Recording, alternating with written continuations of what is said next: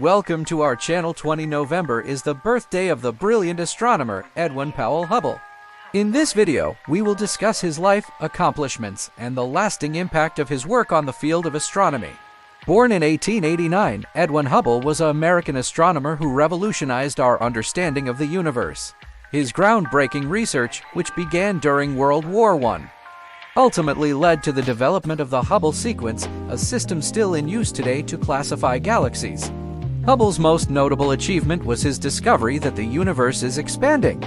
He used the distance to galaxies to calculate their velocities, and discovered that the further away a galaxy is, the faster it is moving away from us.